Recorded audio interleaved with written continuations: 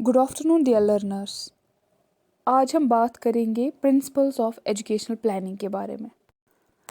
जब हम principles of education planning की बात करेंगे उससे पहले ये जानना बहुत ज़रूरी है कि कोई भी परफेक्ट प्लान नहीं है, कोई भी फिक्स्ड प्लान नहीं है, ना ही कोई क्लेम कर सकता है कि उनका प्लान परफेक्ट है। बिकॉज हर कोई plan as per the situation, as per the context हम डिवाइस करते हैं ताकि हम उसको सही से एग्जीक्यूट करें। हाउएवर जो एजुकेशन प्लानिंग है ये कंटेक्चुअलाइज होती है और लोकलाइज्ड होती है। डिपेंड्स हम किस कल्चर से बिलोंग करते हैं, हमारी नीड्स क्या है, हमारे वैल्यूज़ क्या है, taking into consideration our society in particular and obviously our nation in general. इस बात को अगर हम सही से अंडरस्टैंड करेंगे तो हम यही कह सकते हैं हर किसी कंट्री को या हर किसी एजुकेशन डिपार्टमेंट को एक ऐसा पर्टिकुलर एजुकेशन प्लान होता है जो डिपेंड होता है कि उनकी रिक्वायरमेंट्स क्या है, उनकी नीड क्या है। हमारे पास बहुत सारे प्रिंसिपल्स होते हैं जिनको हम जहन में रख के एक पर्टिकुलर एजुकेशन प्लान को फ्रेम कर सकते हैं। उसमें आज हम बात करेंगे कुछ इम्पॉर्टेंट गाइडिंग प्रिंसिपल्स की। अब इसका मतलब क्या है? जो भी प्लानर्स प्लान डिवाइस करते हैं, फ्रेम करते हैं, वो रियलिस्टिक होने चाहिए और अचीवेबल होने चाहिए, ताकि अगर हम उनको एग्जीक्यूट करें, जो हमारे पास ह्यूमन रिसोर्सेज यूटिलाइज होंगे, जो हम बाकी एफर्ट्स डालेंगे, वो फ्यूटाइल एक्सरसाइज नहीं होनी चाहिए, बल्कि क्लियर कट में वो रियलिस्टिक होने चाहिए और हम उनको अचीव कर पाने चाहिए। वो ऐसे नहीं होने चाहिए इमेजिनरी कि हम बड़े बड़े भाषण देंगे बट प्रैक्टिकली हम कुछ नहीं कर पाएंगे। हमें देखना है क्या हम प्लान को एग्जीक्यूट प्रैक्टिकली कर पाएंगे ग्राउंड लेवल पे कि नहीं। प्लान को हमें इसलिए हम कहते हैं कि एक इम्पॉर्टेंट प्रिंसिपल यही है कि रियलिस्टिक वे में सोचना है, एक लॉजिकल अप्रोच फॉलो करना है ताकि हम अचीव कर पाए अपने उस प्लान को, अपने उस ऑब्जेक्टिव को, अपने उस टारगेट को। फॉर एग्ज़ाम्पल अगर हमने ये कहा कि हमें गर्ल्स के लिए वॉशरूम बनाने हैं, पहले हमें प्लान के हिसाब से ये देखना है कि हमारे पास बजट कितना है। हमें देखना पड़ेगा कि क्या हमारे पास उतने रिसोर्सेज है, हमारे पास उतना बजट है जो हमने टारगेट में रखा कि हमें इतने सारे वॉशरूम्स बनाने हैं किसी पर्टिकुलर लोकेलिटी में। हम प्लान में कुछ भी लिख सकते हैं रिटर्न फॉर्म में, बट प्लान तब सक्सेसफुल रहेगा, तब वो रियलिस्टिक वे में हमारे सामने आएगा जब हम उसको सही से एग्जीक्यूट करेंगे, जब हम उन वॉशरूम्स को रियलिटी में बनाएंगे। One more important principal is flexibility.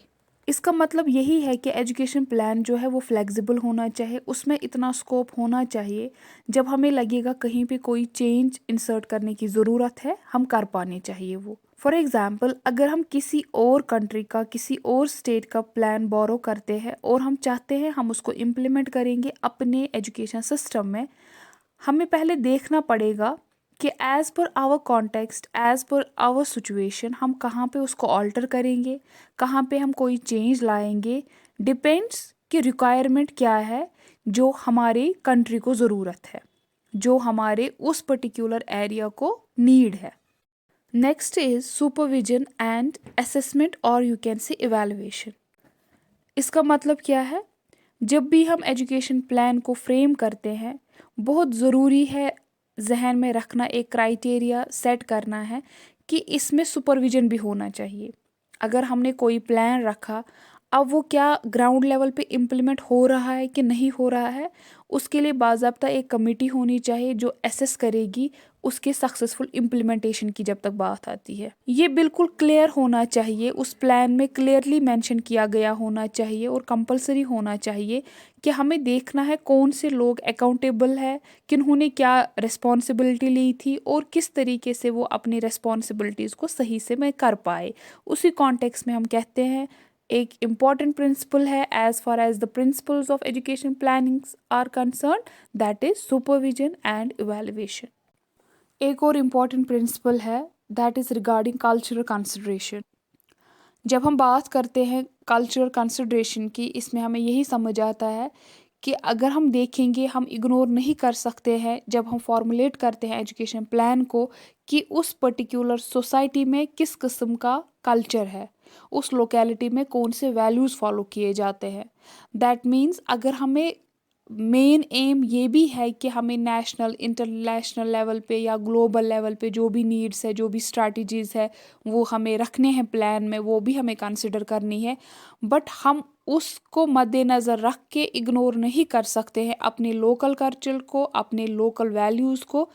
That means यही कह सकते हैं एजुकेशन प्लान जो है ये हम ऑफनली लेते हैं लोकल कॉन्टेक्स्ट में। हम देखते हैं कि लोकली हमारे पर्टिकुलर किसी सोसाइटी में किस चीज़ की नीड है, एज पर दैट हम एजुकेशन प्लान को फ्रेम करते हैं। Next one is principle of equity. जब हम प्रिंसिपल ऑफ इक्विटी की बात करते हैं, इसमें सिंपली हमें यही समझ आता है सोसाइटी का हर कोई सेक्शन जो है उसको हमें इंक्लूड करना है जब हम फ्रेम करते हैं education plan for the country. जो भी उनके रिक्वायरमेंट्स है, जो भी उनकी नीड्स है, जो भी उनके इंटेंशंस है, उनको भी ड्यू कंसिडरेशन देनी है, उनको भी इक्वल चांस देना है, ताकि जब हम कोई प्लान बनाए हम उस चीज़ को भी मद्देनज़र रखें।